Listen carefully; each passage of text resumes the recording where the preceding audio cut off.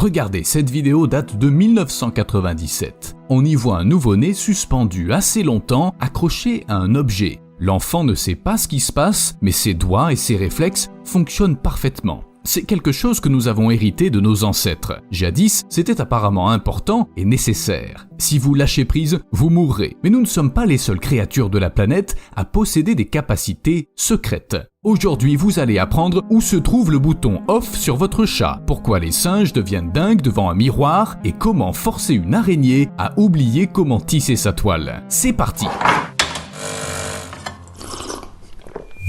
Vous avez dû voir ce genre de photos.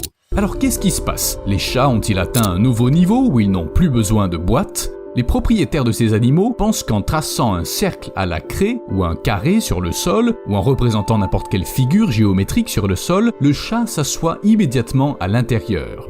Vous pouvez utiliser une serviette, du fil de fer ou même des guirlandes. De toute façon, le chat va s'asseoir à l'intérieur, comme s'il n'avait rien de mieux à faire. Ok, voyons maintenant si ça marche. Un chat, c'est bon. Un carré, c'est bon. Allez, tu t'assois? Et allez! Ok, on dirait que mon chat est tombé en panne. Mais quelle est la raison de ce comportement? Non, pas le comportement de mon chat, mais celui de tous les chats en général.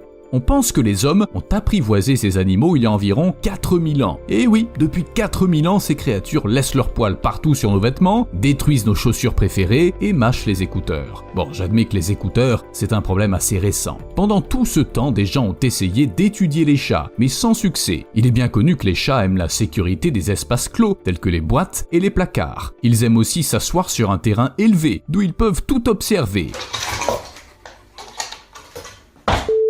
Mais soyons réalistes, même les scientifiques spécialisés dans les chats n'ont pas de réponse définitive à ce qui se passe. Mais ils spéculent. Il ne s'agit peut-être pas de la forme des figures, de leur emplacement, ni même du matériau. Il s'agit de l'odeur. Les chats aiment explorer de nouvelles choses et le font souvent à l'aide de l'odorat. Donc pour eux, un cercle au sol n'est pas du tout un cercle, mais juste un endroit qui sent différent. Et si l'odeur a changé, ils ont l'impression que c'est leur devoir de s'asseoir à côté et voir ce qui se passe.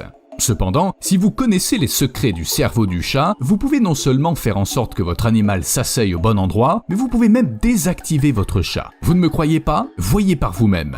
Même si ce félin est un peu plus grand qu'un chat ordinaire, son corps fonctionne de manière similaire. Quand la mère prend le petit tigre par la peau, il se paralyse, comme s'il y avait vraiment un bouton off quelque part dans la nuque. Enfin, vous voyez ce que je veux dire, un bouton pour désactiver les tigres. Le petit tigre reste suspendu et attend qu'on le ramène au sol. Allez, soyez francs, vous avez sûrement fait cela à votre chat quand il était petit. Oui, certains animaux, dans une situation similaire, cessent de se déplacer. It looks a little weird, but as you can see, body gets really loose.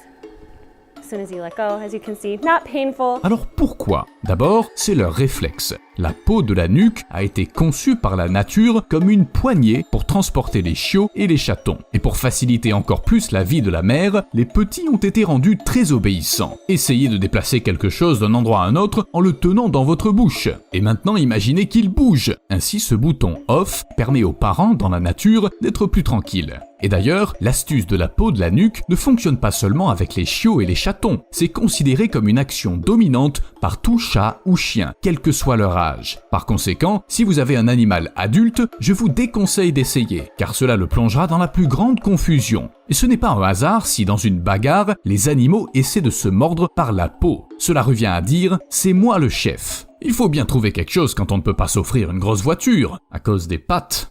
Et maintenant regardez bien. N'essayez pas l'astuce suivante à la maison. Vous pouvez désactiver votre chat sans conséquence, si vous n'avez pas de tigre à la maison bien sûr. Mais l'astuce suivante peut certainement vous coûter la vie, ou au moins une main, ou quelques doigts, parce qu'il s'agit d'une technique pour hypnotiser un alligator. À proprement parler, il ne s'agit pas exactement d'hypnose ou de transe. Il suffit d'interrompre la connexion entre l'oreille interne de l'animal et son cerveau.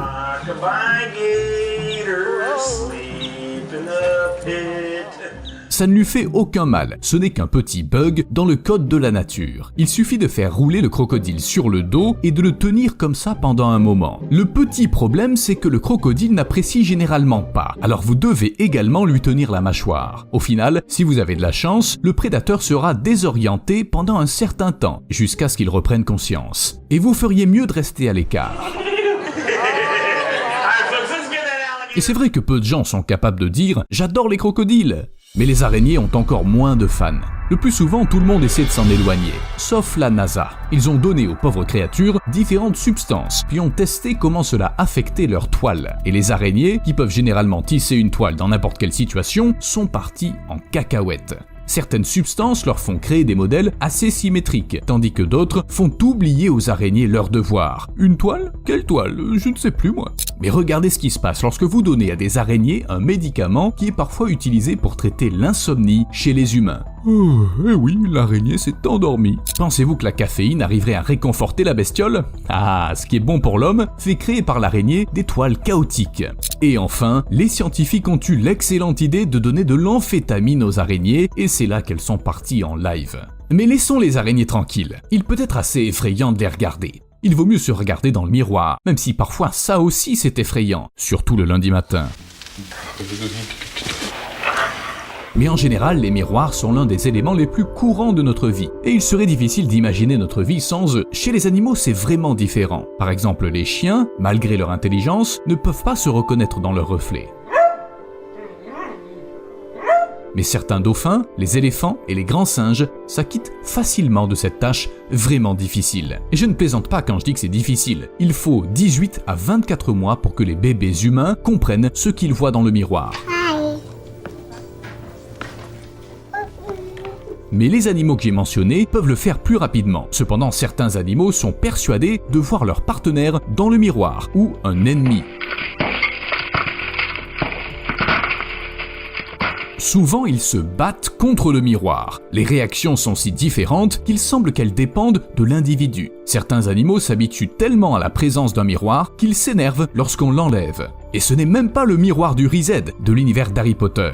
Enfin, peut-être pas. Quoi d'autre peut être considéré comme faisant partie intégrante de la vie humaine? Par exemple, le matin, vous vous regardez dans le miroir en vous préparant, puis vous sortez, et disons, vous vous asseyez au volant. Et parfois, s'il fait beau dehors, vous avez envie de sortir la tête par la fenêtre. Sentir le vent balayer vos cheveux et tout ça, vous voyez. Mais quand les chiens commencent à faire la même chose, cela soulève des questions. Mais ils le font parce qu'ils le peuvent. La tête d'un chien est un incroyable dispositif sensoriel. On peut dire qu'elle est tout simplement remplie de toutes sortes de capteurs, tout comme certains appareils modernes. La tête hors de la fenêtre, le chien renifle tout ce que la voiture passe. Il est surtout attiré par l'odeur de nourriture, bien sûr, mais il s'intéresse aussi aux gens, aux autres chiens et à tout ce qui pue dans la rue. Donc en gros, un chien dont la tête dépasse de la vitre de la voiture est un véritable explorateur et un très très bon garçon. D'accord, les chiens en voiture, c'est mignon et marrant. Et les mouettes? Bon, si vous voyez une mouette dans une voiture, envoyez-moi la photo. Mais je parle en fait de ces oiseaux qui tournent constamment autour de l'eau à la recherche de proies. En pêchant? Oh non, c'est bien trop dur. Pourquoi pêcher quand vous pouvez tout simplement ramasser des ordures? Ou mieux encore, arracher un sandwich aux touristes distraits. Ces créatures insolentes et gloutonnes qui se font passer pour des oiseaux, oui, je parle des mouettes, pas des touristes, eh bien les mouettes s'adaptent mieux à l'environnement urbain que beaucoup d'autres animaux. Elles sont capables de repérer la nourriture à une distance de 50 mètres et de vous l'arracher tranquillement de vos mains en moins d'1 minute.